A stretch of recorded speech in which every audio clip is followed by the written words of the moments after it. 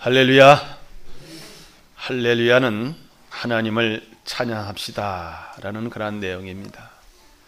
왜 우리가 하나님을 찬양합니까? 우리는 하나님의 자녀가 되었죠. 구원받았죠. 천국 가게 됐죠.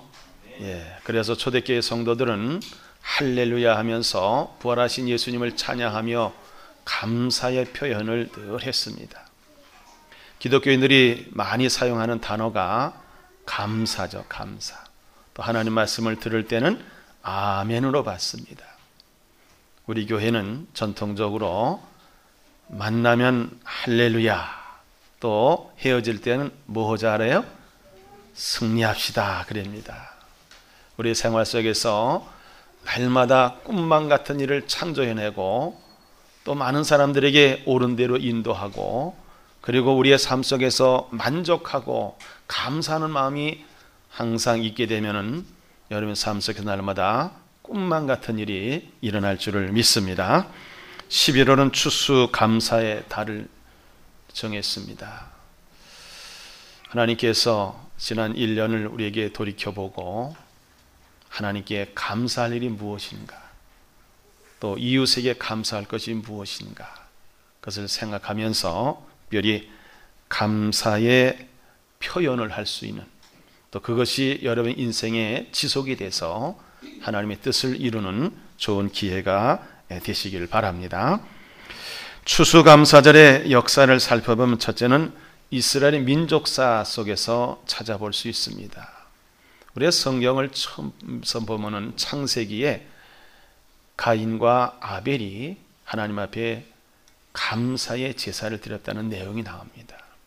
그리고 또 모세를 통해서 하나님께서 주신 그 말씀대로 이스라엘은 3대 절기를 지키도록 계명을 주셨습니다. 첫째는 출애굽을 기념하는 6월절이 있습니다. 또 하나는 봄에 보리를 거두고 하나님께 감사 제사를 드리는 맥추절이 있습니다. 그리고 가을에는 또 곡식을 거둬서 저장하기 위해서 수장절로 지키라고 했습니다. 하나님의 계명인 이 말씀을 이스라엘 사람들은 목숨 걸고 그 절기를 지켰습니다. 그래서 하나님께로부터 큰 복을 받았습니다. 또 현대에는 미국의 청교도들의 첫 감사절을 또 우리가 생각할 수 있습니다. 신앙의 자유를 찾아서 미국으로 건너간 102명, 그들은 배에서도 죽는 사람이 있고 그곳에 도착해서 풍토병과 추위에 죽은 사람이 반이나 됐습니다. 그들이 도착하고 그 다음 해에 추수를 하게 됐을 때 그들은 먼저 하나님 앞에 감사했습니다. 풍토병, 환경과 기후, 또 여러 가지 어려움 속에서도 하나님께서 결실을 맺게 하신 감사해서 그 당시에 인디언 추장을 초청해가지고 사흘 동안 하나님 앞에 감사의 예배를 드린 그런 내용이 있습니다. 그래서 지금 미국은 그 전통적으로 감사절을 지키고 있습니다. 우리나라도 역시 20세기 초에 선교사들에 의해서 기독교가 우리나라에 들어와 가지고 감사절을 지키게 됐습니다. 그런데 우리나라는 뭐 하나님에 대해서 잘 몰랐지만 옛날부터 우리나라는 고유 명절이 있습니다. 그것은 바로 추석입니다. 추석 때는 누군지는 모르지만 결실을 맺게 하고 거두게 하신 신이 있을 것이다 생각해가지고 하늘을 바라보면서 감사의 표현을 했습니다. 또 역사적으로 보면 북방민족의 음력 10월 제천의식이 있고 또 신라의 음력 8월 15일에 가배가 있었습니다. 그래서 이 민족도 누군가에게 감사를 표현하는 그런 마음이 있는 민족입니다. 더욱이 기독교가 이 땅에 들어와서 그 아름다운 마음, 그 감사와 고마움 표시하는 마음을 이제 예배로 승화시키고 가지고 있는 물질로 또 섬기며 또 하나님께 영광을 돌리고 있습니다. 그러면 오늘 제가 말씀드리고자 하는 것은 감사는 하나님의 뜻이라고 했는데 왜 하나님의 뜻인가? 첫째는 하나님 우리에게 감사하기를 원하고 계십니다. 시편 105편 1절과 2절에 보면 여호와께 감사하고 그의 이름을 불러 아뢰며 그가 하는 일을 만민 중에 알게 할지어다. 그에게 노래하며 그를 찬양하며 그의 모든 기이한 일들을 말할지어다 그랬습니다. 왜냐하면 하나님께서는 우리를 택하시고 이 땅에 보내시고 또 우리에게 은혜를 베푸시고 때를 따라 먹을 것을 주시고 우리를 섭리하시고 인도하신 그 하나님은 우리를 통해서 또 감사를 받기를 원하시는 거예요. 그래서 여호와께 감사하라는 것은 바로 하나님의 명령이지만 우리 성도들의 삶 속에서는 하나님께 대한 고마움의 표시를 무엇을 할 것인가? 예수님도 10명의 나병 환자를 고치셨습니다. 그런데 예수님께 와서 감사한 나병 환자는 사마리아 사람 한 사람이었어요. 나머지 유대인 9명은 그냥 각자 고침받고 집으로 갔어요. 그러니까 예수님께서 찾으셨습니다. 9은 어디 있느냐? 예수님도 감사하는 것을 받기를 원하신다는 거예요. 우리 생활 속에서 감사가 풍성하게 되면은 여러분 삶 속에서 풍성한 은혜와 풍성한 축복이 임할 줄을 믿습니다. 또 두 번째는 우리가 감사하면 하나님이 기뻐하십니다. 시편 50편 23절에 보면 감사로 제사를 드린 자가 나를 영화롭게 하나니 그랬어요. 감사로 제사를 하나님께 드리면 하나님을 영화롭게 한다는 겁니다. 우리가 하나님의 은혜에 보답할 수 있는 방법이 뭡니까? 우리를 택하시고 우리를 사랑하시고 우리를 구원하시고 우리를 천국 가게 하시고 우리를 당신의 자녀로 삼아주셨는데 무엇으로 보답하는 겁니까? 그것은 바로 감사와 찬양으로 보답해요. 우리가 감사하고 찬양하면 하나님이 기뻐하신다는 거예요. 그렇기 때문에 감사는 하나님의 뜻이다 그거예요. 또 세 번째는 감사는 신앙인의 본분이기 때문입니다. 오늘 본문의 말씀처럼 범사에 감사라. 이것이 그리스도 예수 안에서 너희를 향하신 하나님의 뜻이니라 그랬어요. 신앙 생활을 하는 감사람들의 그 성숙함이 무엇으로 또 열매가 무엇으로 표현되어야 됩니까? 그것은 감사입니다. 감사는 행복을 가져다 주고 또 형통을 하게 하고 확대 재생산이 일어나고 재창조 역사가 나타납니다. 감사하지 않은 사람은 행복할 수가 없어요. 그러나 감사하는 사람은 그의 감사하는 삶 속에서 행복하고 형통하고 확대 재생산과 그리고 재창조 역사가 나타나기 때문에 우리가 말하는 꿈만 같은 일이 일어난다는 말씀입니다. 우리의 신앙인으로서 처음 예수를 믿고 나서 우리 마음속에 무엇이 처음에 찾아옵니까? 평안이죠. 예수님 말씀하신 대로 수고하고 무거운 짐진 자들아 다 내게로 오라. 내가 너희를 쉬게 하리라.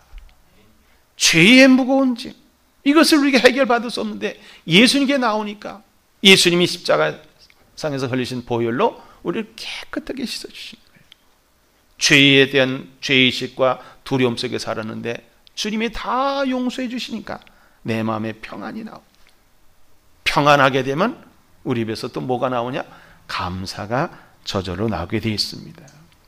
그런데 오늘날 이 시대는 감사를 잃어버린 시대예요. 우리가 얼마나 잘 사는 나라가 됐습니까? 우리가 얼마나 지금 좋은 환경 속에서 지냅니까? 그런데 남과 비교하다 보니까는 또 자꾸 없는 것을 찾다 보니까 있는 것에 만족하지 않으니까 감사를 잊어버리고 감사하는 생활이 되지 못해서 이렇게 우리가 해방이 되고 나서 정부를 수립하고 400배나 더 잘 사는 나라가 되는데 자살로 치면 세계 제1위 국가예요. 얼마나 안타깝습니까? 감사하지 못해서 그래요. 만족하지 못해서요. 우리 기독교인들 중에서도 자살한 사람 많잖아요. 물론 병 때문에 우울증 때문에 그런다고 하지만 그런 우울증과 병이 왜 옵니까? 감사하지 않아서래요. 만족하지 않아서래요. 이런 때 우리들이 하나님의 뜻을 찾는다고 한다면 범사에 감사하기만 하면 여러분 생활 속에서 기쁨과 즐거움이 넘치는 희망이 있는 축복의 인생이 될 줄을 믿습니다. 그럼 어떻게 감사해야 합니까? 첫째는 범사에 감사를 했습니다. 데살로니가전서 5장 18절에 범사에 감사라. 이 범사에 감사는 뜻이 뭡니까? 좋은 일이 있든 나쁜 일이 있든 비가 오든 눈이 오든 춥든지 덥든지 잘 되든지 안 되든지 어떤 경우든지 감사하라는 겁니다. 근데 사실 이렇게 감사가 사실 저절로 나와야 신앙인인데 그렇지 않잖아요. 하나님의 은혜와 사랑과 또 내가 살아가면서 엄청난 특혜를 입고 엄청난 복을 받고 있음에도 불구하고 당연한 거로 생각하니까 감사가 나오질 않는 거예요. 그리고 생각이 잘못돼 가지고 부정적이기 때문에 감사가 나오지 않는 거예요. 옛날 어떤 어머니가 두 아들이 있는데 하나는 집신 장사고 둘째 아들은 우산 장사예요. 이 엄마는 두 아들만 생각하면 매일 고민이고 근심 걱정. 왜냐하면 비가 오면은 큰 아들이 집신이 안 팔려. 비가 안 오면은 둘째 아들 뭐가 안 팔려? 우산이 안 팔려. 그래 매일 근심 걱정하고 불평, 불만, 원망하니까 어떤 현자가 얘기를 한 거예요. 아주머니 한번 생각을 바꿔보세요. 비가 오면은 둘째 아들이 장사가 잘 되니까 좋고 비가 안 오면 큰 아들이 집신 장사가 잘 되니까 좋고 매일 좋지 않습니까? 이 아주머니가 그 얘기를 듣고 아 그렇구나. 매일 좋은 것을 내가 매일 나쁘다고 생각했구나. 혹시 여러분 중에서 집신장사 엄마처럼 불평, 불만하고 원망하고 사는 사람이 있다면 이 순간부터 생각을 바꾸고 마음을 바꾸고 초점을 바꾸시기 바랍니다. 그러면 범사에 감사할 수 있고 어떤 경우든지 감사하면 감사할 것 같지 않은데 감사하면 감사할 일이 생기게 될 줄 믿습니다. 두 번째는 예수 그리스도 안에서 감사하라는 겁니다. 오늘 본문의 하반절 이것이 그리스도 예수 안에서 너희를 향하신 하나님의 뜻이니라. 우리는 예수를 믿으면서 예수님 나의 주님이라고 고백합니다. 그래서 신앙생활의 첫걸음이 주인을 바꾸는 거예요. 그것은 뭐냐? 내가 주인 노릇하고 있다가 신앙생활 하고 보니까 아 나의 모든 죄값을 주님이 갚아주셨고 나의 주님으로 오셨어. 베드로의 고백처럼 주는 그리스도시요 살아계신 하나님의 아들이십니다. 거기서 신앙의 첫걸음이 시작되는 겁니다. 주인을 바꾸고 보니까 내가 주님 안에 있다 보니까 생각하는 것이나 마음먹으나 말하는 행동은 모든 것이 그분의 영향력 안에 있으니까 우리는 감사할 수 있다는 얘기죠. 참된 감사는 그리스도 예수 안에 있을 때에 참된 감사가 나올 수 있는 겁니다. 다른 어떤 거로서도 우리를 만족시킬 것이 뭐가 있습니까? 우린 그래서 마치 물고기가 물을 떠나서는 살 수 없듯이 예수 믿는 우리는 예수를 떠나서는 살 수 없다 라고 하는 고백이 있으시길 바랍니다. 그것이 바로 예수 안에서의 참된 기쁨과 행복을 맛볼 수 있는 비결입니다. 그래서 우리는 예수 믿는 그 순간부터 평안이 오고, 그리고 우리 입에서는 감사가 연속해서 나오고, 감사하게 되니까는 내 마음이 긍정적이 되죠. 내 마음이 푸근해지죠. 평안이 있죠. 만족하죠. 그러니까는 다른 사람들에 대해서 후덕한 거예요. 덕스러운 거예요. 말을 한마디 하더라도 상대방에게 상처를 주질 않아. 또 남이 상처를 줘도 상처를 받질 않아. 이런 성숙한 신앙이 된다면 그것이 바로 예수님을 닮아가는 것이고 그리스도 안에서 참된 감사의 열매를 맺게 된다는 말씀입니다. 그러면 우리는 그리스도 안에 있다는 이 자체만 해도 감사가 연발적으로 나와야 되고, 그럴 때에 근심과 걱정과 불안과 초조가 다 물러가고 굳건한 믿음, 담대한 믿음, 흔들리지 않은 신앙을 가지고 어떤 어려움이 와도 극복해내고 승리가 보장될 줄을 믿습니다. 세 번째는 생존에 대한 감사입니다. 사무엘 시대에 블레셋 군대가 늘 쳐들어와가지고 이스라엘 백성을 괴롭혔어요. 그래서 사무엘은 하나님 앞에 기도했습니다. 백성들 모아놓고 같이 기도하자래. 하나님께서 그 기도를 들으시고 블레셋 군대를 물리쳐 주셨어요. 사무엘상 7장 12절에 사무엘이 돌을 쳐요 미스바 센사이에 세워 이르되 여호와께서 여기까지 우리를 도우셨다 하고 그 이름을 에벤 에셀이라 하니라. 인간의 생사학을 주관하시고 나라의 흥망성쇠를 손에 쥐고 계신 하나님이 우리의 모든 삶을 주관하시고 인도하시고 보호하시고 책임져 주고 계시는 사실, 내가 지금까지 살아있다는 이 자체가 사실 기적 아니겠습니까? 우리가 생각하고 말하고 행동한 것에 대한 그 죄의 대가를 받는다고 한다면 이 세상에 생존할 사람은 한 사람도 없습니다. 하나님의 사랑과 예수 그리스도의 은혜 아니고는 이 세상에 생존할 사람이 하나도 없어요. 내가 지금 생존하고 있다는 사실은 하나님의 은혜와 사랑이기 때문에 하나님 앞에 감사하는 마음이 우러나야 돼요. 그래서 시편 104편 24절에 보니까 여호와여 주께서 하신 일 어찌 그리 많은지요. 주께서 지혜로 그들을 다 지으셨으니 주께서 지으신 것들이 땅에 가득하니이다. 당신의 모양과 형상으로 우리를 만드셔가지고 당신의 자녀로 삼아주시기 위해서 우리의 모든 죄값을 주님이 대신 짊어지시고 우리에게 자유와 기쁨과 행복과 구원과 능력을 주셨는데,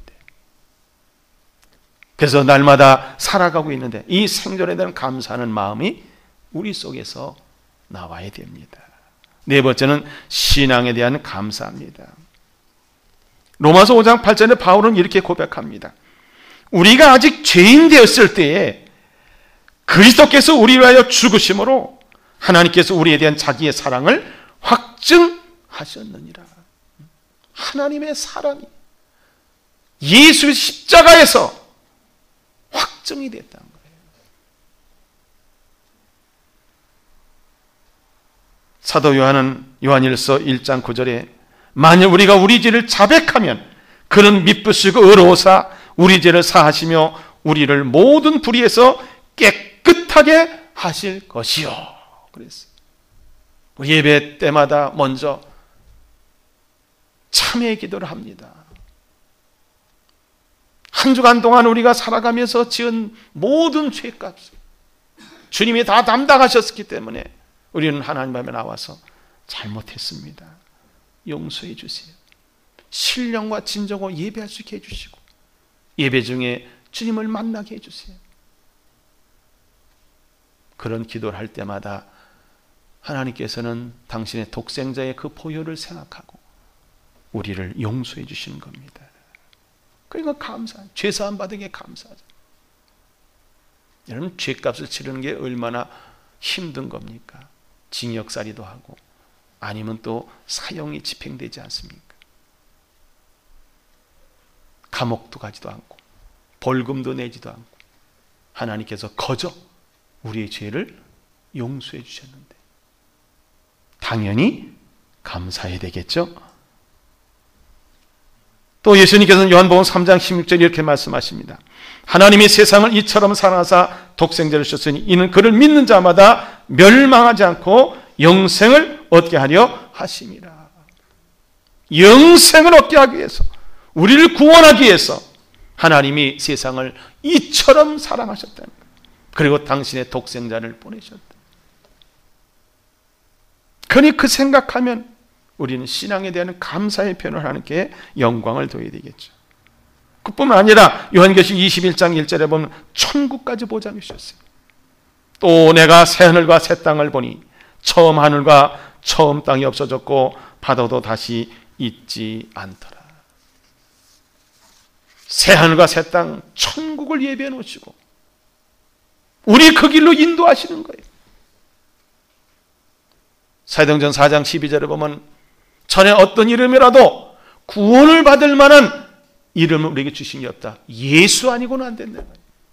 예수님 말씀하신 내가 곧 길이요 진리요 생명이니 나로 말미암지 않고는 아버지께로 올 자가 없느니라.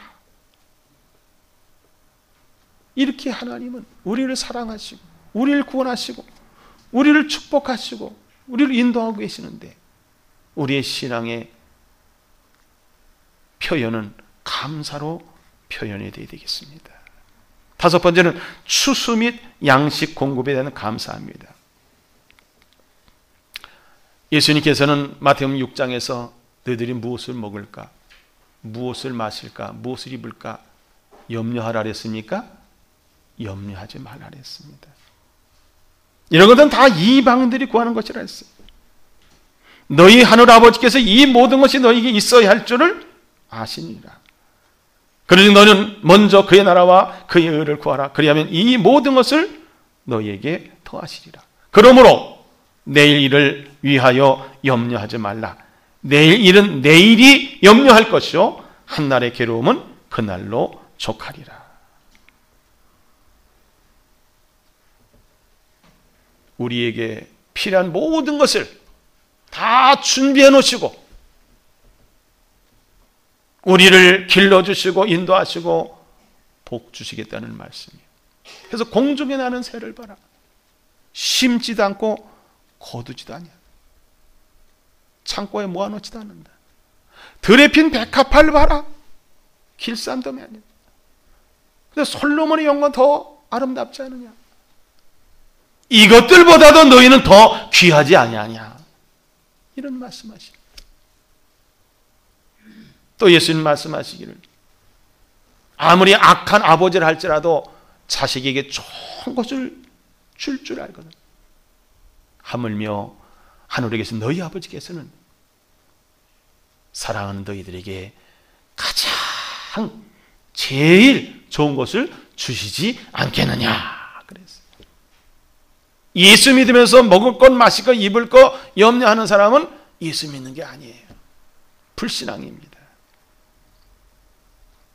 내가 예수를 믿는다면 의식주 문제를 하나님이 해결해 줄 책임져야 되는 믿음을 가지고 그분의 뜻을 위해서, 그분의 나라를 위해서 내가 구하실 걸 구하고 살아가는 삶이 진정한 신앙인이지. 예수 믿으면서도 늘 먹을 거, 마실 거, 입을 거 걱정한다면 하나님 얼마나 안타까워하시겠어요. 추수감사의 달은 우리가 1년 동안 추수하고 또 때를 따라 주시는 양식을 공급해 주심에 감사하는 표현이 있어야 됩니다. 우리가 범사에 감사하여 하나님 뜻을 이루게 되면 어떤 일이 우리의 삶 속에서 나타날까? 첫째는 환난 날에 건짐을 받는다 그랬어요. 시편 50편 14절 15절에는 감사로 하나님께 제사를 드리며 지존하신 이에게 내 서원을 갚으며 환난 날에 나를 부르라. 내가 너를 건지리니 네가 나를 영화롭게 하리로다. 그랬어요. 범사에 감사하면 불통이 형통이 되고 오히려 위기가 기회가 된다는 사실을 믿으시길 바랍니다. 두 번째는 물질의 복을 풍성히 받습니다. 말라기 1장에 보면은 구약성경 마지막 부분입니다. 이스라엘 백성들이 하나님께 이렇게 대듭니다. 하나님, 언제 우리를 사랑하셨습니까? 언제 우리에게 복 주셨습니까? 왜냐하면 선지자들이 말한 그 내용이 100여 년 동안 이루어지질 않는 거예요. 그건 자기들도 답답하겠죠. 안 이루어지니까. 자기 대 안 이루어지니까. 그래가지고는 하나님께 불평불만을 하고 하나님께도 제사를 안 드려서 제사는 드리는데 형식적이 11조는 바치긴 바쳤는데 개수만 맞추는 거예요. 병든 거, 저는 거 이런 것들을 하는 거예요. 그러니까 하나님께서 화가 나셨어요. 정말 내가 너희에게 복을 주나 안 주나 한번 시험해 볼래? 그래서 말라기 3장 8절 10절에 나옵니다. 사람이 어찌 하나님의 것을 도둑질하겠느냐? 그러나 너희는 나의 것을 도둑질하고도 말하기를 우리가 어떻게 주의 것을 도둑질하였나이까 하는도다. 이는 곧 11조와 봉헌물이라. 너희 온 나라가 나의 것을 도둑질하였으므로 너희가 저주를 받았느니라. 만군의 여호와가 이르노라. 너희의 온전한 11조를 창고에 들여 나의 집에 양식이 있게 하고 그것으로 나를 시험하여 내가 하늘문을 열고 너희에게 복을 쌓을 것이 없도록 붓지 아니하나 보라. 그랬어요. 하나님께 감사하면 하나님께서는 이렇게 복을 주시되 쌓을 것이 없을 정도로 주신다는 말씀이에요. 또 바울은 이렇게 고백합니다. 로마서 8장 30절에 자기 아들을 아끼지 아니하시고 우리 모든 사람을 위하여 내어주시니가 어찌 그 아들과 함께 모든 것을 우리에게 주시지 아니하겠느냐. 아멘. 바로 그겁니다. 세 번째는 주님의 나라를 사모하게 됩니다. 마태복음 6장 19절 21절에 주님께서는 말씀하시기를 너를 위하여 보물을 땅에 쌓아두지 말라. 거기는 좀과 동록이 해하며 도둑이 구멍을 뚫고 도둑질하느니라. 오직 너희를 위하여 보물을 하늘에 쌓아두라. 거기는 좀이나 동록이 해하지 못하며 도둑이 구멍을 뚫지도 못하고 도둑질도 못하느니라. 네 보물이 있는 그곳에는 네 마음도 있느니라. 이 땅의 것은 없어질 것, 썩을 것, 도둑 맞을 것, 변질될 것 투성입니다. 그러나 감사하는 성도는 어디에 쌓나? 하늘나라에 쌓아두는 겁니다. 하늘나라를 사모하며. 그 다음에 네 번째는 복음을 널리 전하게 됩니다. 예수님 당시에 예수님 따르던 사람들이 있었습니다. 누가복음 8장 1절로 3절에 보면 그 예수께서 각 성과 마을에 두루 다니시며 하나님 나라를 선포하시며 그 복음을 전하실세 12제자가 함께 하였고 또한 악귀를 쫓아내신과 병 고침을 받은 어떤 여자들 곧 7 귀신이 나간 자 막다니라 하는 마리아와 헤롯 성직의 구사의 아내 요한나와 수산나와 다른 여러 여자가 함께하여 자기들의 소유로 그들을 섬기더라. 병 고침 받은 것에 대해서 귀신 쫓아낸 것에 대해서 복음 때문에 너무 감사해가지고 자기의 소유를 가져와가지고 하나님의 나라를 전파하고 복음을 널리 전하는 데 쓰임받는 도구가 됐다는 얘기입니다. 하나님의 은혜와 사랑에 구원받은 또 감사함, 복음이 증거되는 일에 쓰임받는 도구가 됐다는 겁니다. 다섯 번째는 감사하는 성도에는 구원을 받습니다. 왜냐? 감사로 제사를 드리는 자가 나를 영화롭게 하나니 그의 행위를 옳게 하는 자에게 내가 하나님의 구원을 보이리라 그랬습니다. 또 천국도 갑니다. 마태복음 7장 21절에 보면 나더러 주여 주여 하는 자마다 다 천국에 들어갈 것이 아니요 다만 하늘에 계신 내 아버지의 뜻대로 행하는 자라야 들어가리라 그랬어요. 하나님의 뜻이 무엇입니까? 범사에 감사하는 거 아니겠습니까? 마지막으로 천국에서 큰 상을 받습니다. 마태복음 25장에 보면은 세 가지 비유가 나옵니다. 10처녀의 비유, 그 중에서 미련한 5처녀와 슬기로운 5처녀, 달란트 비유에서 5달란트, 2달란트, 1달란트 받았던 사람들의 내용이 나옵니다. 마지막 세 번째는 양과 염소의 비유가 나옵니다. 양편에 있는 사람에게 임금이 이렇게 말합니다. 내 아버지께 복받을 자들이여 나와 창세로부터 너희를 예비된 나라를 상속받으라. 양편에 있는 사람이 뭐냐? 지극히 작은 자에게, 지극히 작은 자에게 그가 배고플 때 먹을 것을 갖다 줘, 목마를 때 물을 떠다 줘, 병들어서 찾아가고 감옥 가서 찾아가, 헐벗은 옷일 때 옷을 갖다 줘. 그 주님께서 얘기합니다. 그게 내게 한 거다. 그것이 바로 감사하는 사람에게서 상대방을 섬기고 사랑하고 그런 열매로 맺어지는 거예요. 이번에도 미얀마에 가서 많은 돈을 가져갑니다. 또 라면도 가져가고 또 옷도 가져가고 또 한글 교육을 해서도 교재도 가져가고